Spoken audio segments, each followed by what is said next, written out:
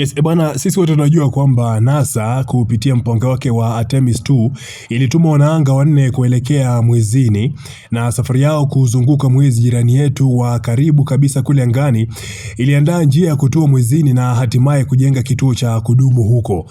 Mpango wa Artemis umechukua miaka mingi ya maandalizi, umehusisha maelfu ya watu na inakadiriwa kwamba kugharimu takriban kama dola bilioni 93 hadi sasa. Hata hivyo, kuna baadhi ya watu ambao wanahisia ya kwamba tayari tumeshalifanya hili. Zaidi ya miaka 50 iliyopita, misheni za Apollo mission za Marekani ziliweka historia wakati binadamu wa kwanza walipotua juu ya uso wa mwezi. Kwa jumla, safari 6 za kutua ilionekana kana kwamba swala la mwezi lilikuwa limekamilika kabisa. Sasa kuna mdau ambaye alikuwa amesema kwamba wazungu wamesaidia sana ulimwengu kupiga hatua katika vitu vingi sana, na akawa anasema kwamba bila wazungu basi kuna baadhi ya vitu ambavyo sasa hivi tunavijua ambavyo tusingeweza kuvijua kabisa, vikiwemo namna ambavyo mwezi na jua vinaamiliana, namna ambavyo mwezi na dunia pia vinaamiliana, lakini pia ujirani wa sayari zote ambazo ziliumbwa na Mwenyezi Mungu, lakini pia hizi picha za satellite kutoka nje ya dunia. Hizi ni picha ambazo zimekuwa zikizunguka sana siku 2-3 zilizopita, pamoja na kwamba kulishakuwa na picha za kama hivi mwanzoni, lakini hizi ndio picha ambazo zinaonekana kuwa na ukamilifu zaidi ya picha ambazo tulikuwa nazo toka miaka 50 iliyopita.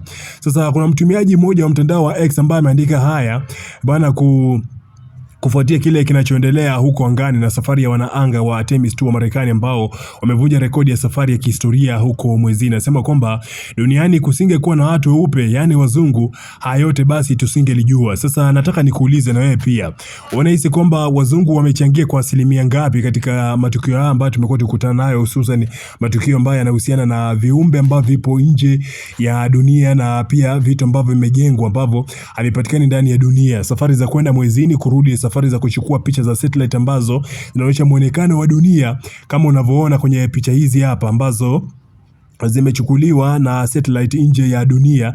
Inaonyesha sehemu tambarare, sehemu zenye maji, sehemu zenye milima na vitu kama hivyo. Sasa kifupi ni kwamba ni video ambazo zinatuonyesha kiuhalisia namna ambavyo dunia imejengeka kwa upande wa nje na namna ambavyo dunia inaonekana kwa upande wa nje. Hizi ni picha ambazo zimechukuliwa na huu mpango wa hawa Artemis 2 ambao wamefanya hivyo kama kuweza kuboresha kabisa picha ambazo tumekuwa nazo za satellite ambazo zinaonyesha namna ambavyo dunia imeumbwa na kujengeka. Nipe maoni yako pale chini kwenye uwanja wa comment.